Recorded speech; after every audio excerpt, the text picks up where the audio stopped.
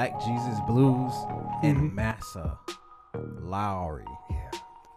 Y'all heard that right. It's Massa. You know what it is. Massa. Y'all know it was. Come on now. So yeah, chapter 2. We dealt with Jefferson breaking the news. Well, that was the end. Let's wait for that. So what was it mostly about? Issa, right? Yeah, we got to learn more about Issa. We got to learn a little bit more about his powers and his abilities. And I was right. Because that lunch, that dinner that he was at, that was wild. that moment was really dope. Like, I was just like, that was man. I liked how they did that scene too, because everybody was literally saying their real frustrations, and that was handled well. I was just, as long as nobody out your identities, y'all good. But yeah, I thought it was right there. Yeah. It was right there, because as soon as they realized what his power was, Jefferson ended that dinner quick. Yeah. And they just left him sitting there by himself. I was just like, man, that's messed up. And then Jennifer on the fucking porch, on the roof, smoking as her medication. Yeah. Fuck out of here. I thought it was cool. I thought it, gave them a little bit of chemistry or whatever. And I thought that was handled really well. The one thing about this episode, and I hate to start off on a bad note. Go ahead. I don't like this whole idea of Jenner, and it continued on to episode 3, Massa Lowry. I don't like this idea of the little sister counseling the older sister. Why not? I just don't like it. It feel just because, okay, because she told the reason why I said I don't like it is it was, I guess, the way they executed it afterwards. Because she told her, you need to get out there. You don't want it to dry up on you, blah, blah, that blah. was funny. That was funny.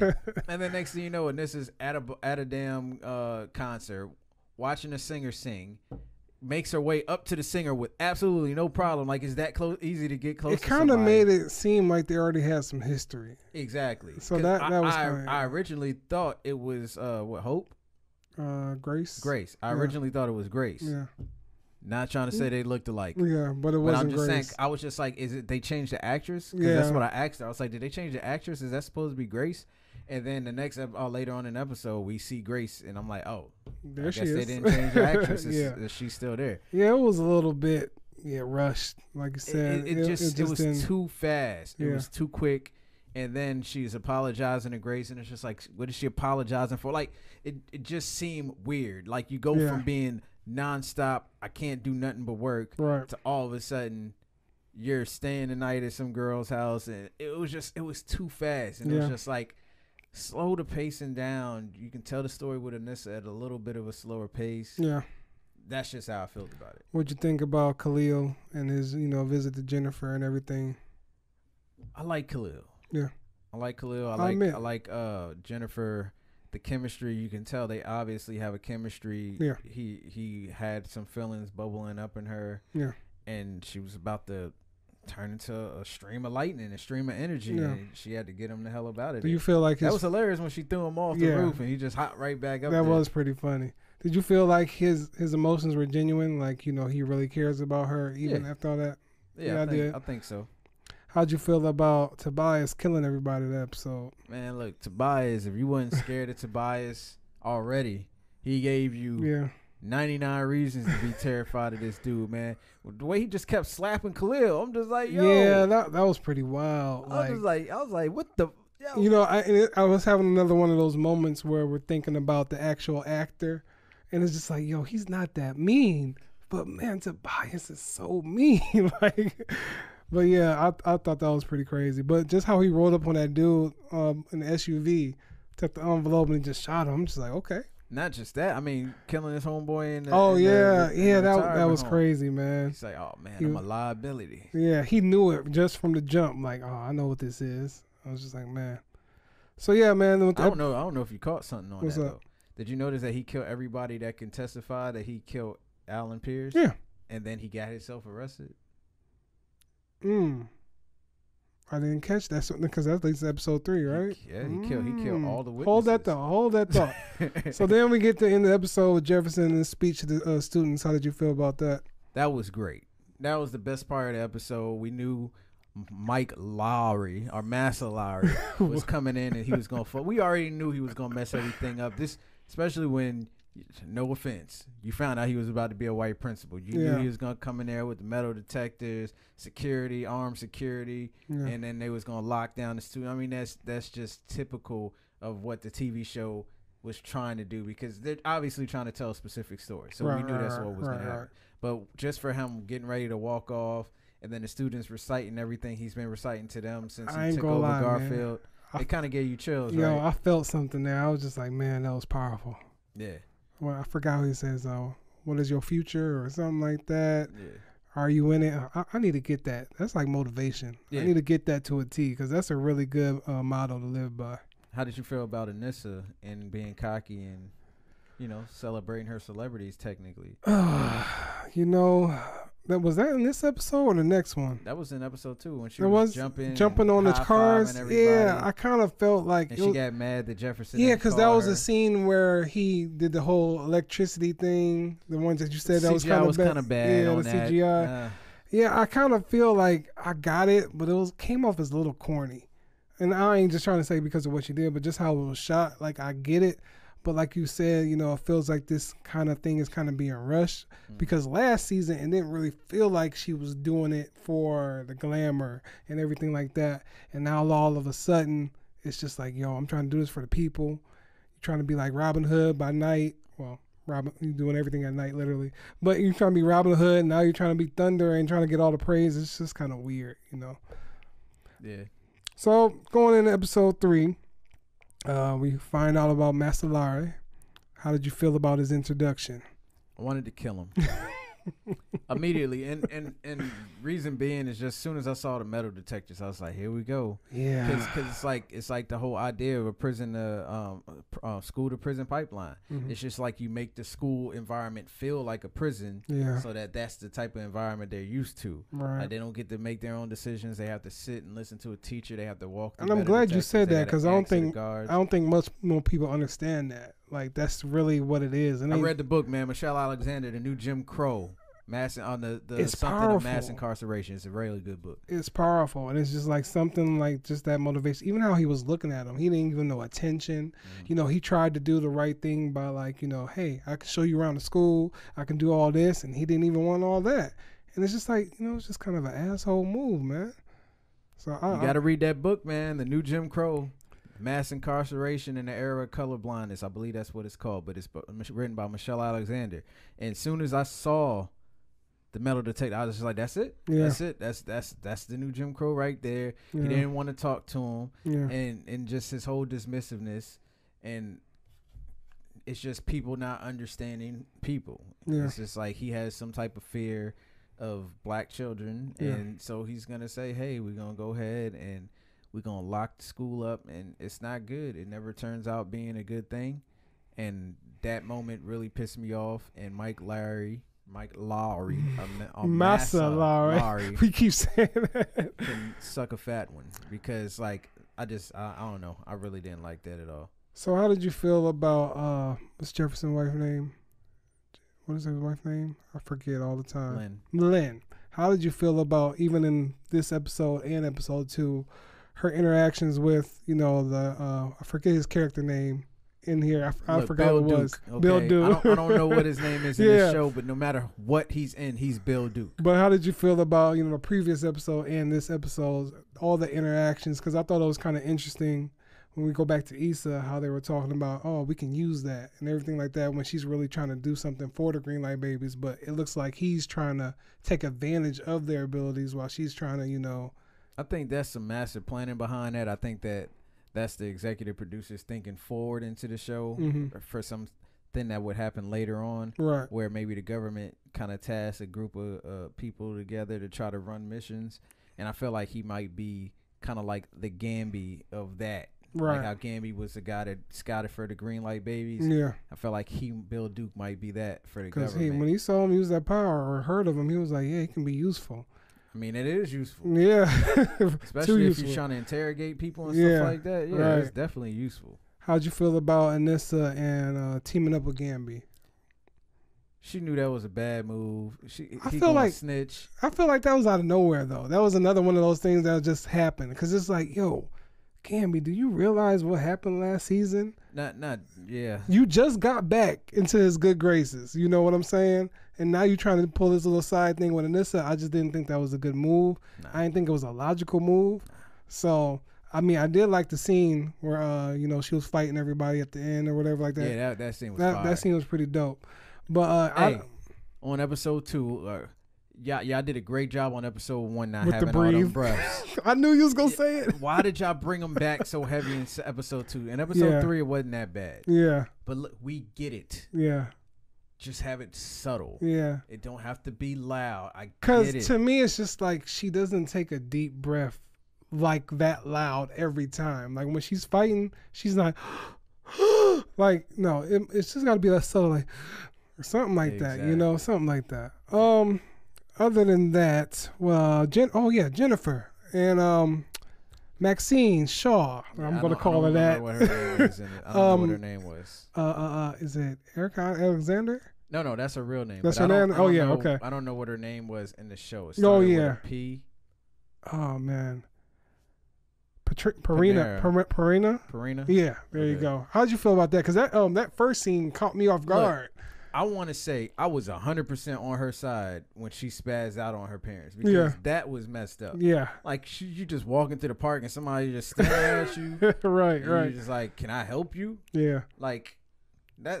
And just to be immediately like pulled into like another world looking like thing. Yeah, that's you don't do that. Yeah, as soon as she walked in the house, she started I was like, yo, I'm with her. Yeah, because I wasn't mad. Said something like, that's fine. Like, what is that? Yeah. You don't do that. You don't. But I did like the later scene when they went into the. That's what you do if you're trying to see if your child understands stranger danger. But I did enjoy the scene where she invited her in willingly, and they had to talk at the beauty salon and everything like that. The golden box. Yeah, I thought that was a cool scene. How she was trying to say like, this is where people go to air out their problems and everything like that. Erica Alexander is a dope addition to the show. Yeah, I feel now like I just really want good. Overton. Just give me Ovi and Sinclair. That would be perfect. But yeah, I like where that's going. I feel like we'll get a good development for Jennifer. Like, I'm glad we're not rushing her to be like a crime fighter or nothing like that. Give her a little bit more fleshed out character wise and everything like that. And I'd like to see where this go. I mean, that was like a strong part of the episode to me. I know I had a problem with it, but how did you feel? I know his name is Jeremiah Holt. Reverend Jeremiah Holt, but we still gonna call him Pinky. So how did you feel when Anissa walked in there to talk to Pinky about the money and he ain't know who she was, even though she sits in the front row of that church? And that's where I begin to be highly irritated with this episode because 1, she wasn't using no voice controller, no muffle, no nothing. 2, she only had a mouthpiece and like a hoodie, and it wasn't even concealing her face. So it was just a little bit annoying that he couldn't put 2 and 2 together. I mean, you got Henderson over here. Tell you he don't care about his congregation. You got Henderson here piecing together that Pierce is Black Lightning. Well, they told us in the first episode that you can't see his face because it's vibrating or whatever. Yeah, I get that. Because they just don't show it to us. Anissa needs to be more careful because, like I said, I still think this preacher might end up being corrupted because he's asked for a little bit too much. Well, look. If you don't know that's Anissa, you got an issue. She has a walk like she walks very proud. Yeah. You know what I'm saying? And then like she changes her hair. She's the only person on the show that changes her hair every time you see her. Only person. Facts. So yeah, lastly, what did you feel about what was the last topic? It wasn't I want to get to bias yet. I feel like I'm missing one more important detail. Painkiller? Oh yeah, Painkiller when he killed the guy. Do you feel like he's stepping into the role of being Tobias, I guess what they were saying, his bitch? Not really. I mean, I like that whole scene. Yeah. You know what I'm saying? I mean, I think he killed Homeboy on accident. Yeah. Like, he was just meaning to stop him. Mm-hmm. I don't know if he has any control over how much stuff is in the darts. They haven't really talked about it. Yeah. If I'm guessing based off how it looks like they're preloaded, so he can't control it. Right. But I don't think he killed Homeboy on purpose. But after he did it, he's just like, whatever. Yeah, whatever. Tobias would be happy with that. How do you feel about the relationship between Jefferson and Henderson? Obviously, it'll get fixed. Yeah. That's definitely it's a conversation we should have. We'll have it at some point. Yeah. And I mean, aside from that, I'm pretty sure that'll work its way out. But I'm actually more interested and Lynn's relationship with this lady that's gonna be working with her. And that she was a prison convict, something like that. Yeah. Cause I feel like she has her own ulterior motive, and it's not necessarily to help Lynn 100%. Yeah, I feel like Jefferson and Henderson. I feel like I understand why Henderson is like that, but like you said, it's gonna work itself out, and I feel like it's gonna be a good relationship though, because I feel like even though Henderson's pissed off, he sees the good in that kind of relationship. Got somebody doing something good, and I feel like it'll open up some opportunities for them both as, characters, and just for the system that they'll have and bringing justice and everything to the community. I got a question. How did you feel about Carr laying outside of Gamby's door? And who the hell knocked on her door? That was another thing. We get one whole episode. I would have thought she would have bled out by now. That seemed to be over the course of a few days. And now she's just showing up to Gamby's doorstep. I mean, I saw that she had a bandage around her waist or whatever like that. But once again, is she dead? Well, let me guess. She knocked on the door and then fell out. I'm just saying, because you would have heard a thud. I'm not sure. So I'm not sure. They're being very, very sloppy with the details in the season, and it's not really a good look. I mean, there's still a lot of stuff that I'm hopeful for, but it's a little sloppy. Yeah, definitely. And Tobias. Yeah. Now I guess I got you thinking. He turned himself in. Yeah, because he called the cops on himself. Because it was just a little bit too easy. That's why he killed all the leads. It's just like, bro, there's no proof that he actually did it. So who is he trying to get close to? That's the question. Because they can't hold him for long. Nah. So he's trying to get somebody on the inside. Possibly.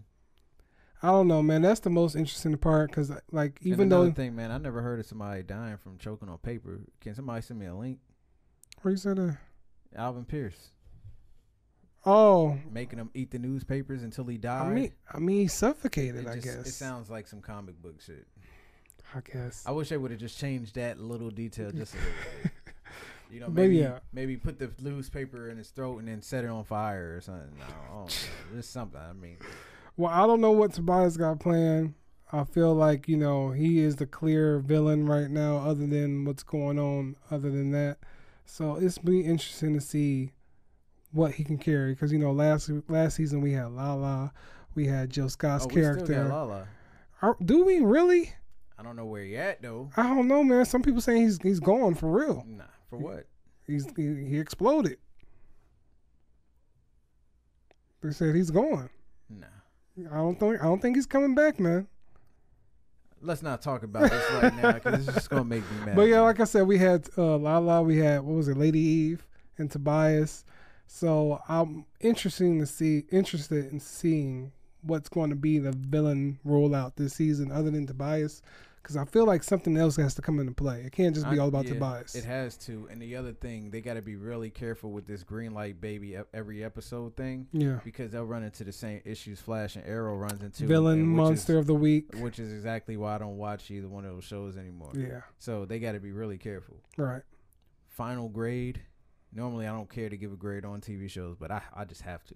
I give both these episodes dashes. Okay. Because I think they were sloppy. There were things about them that I didn't like. There were things about the episodes that I did like as well. Mm-hmm. There were some really dope and fun moments. Jennifer had a lot to do with most of those moments too. Right.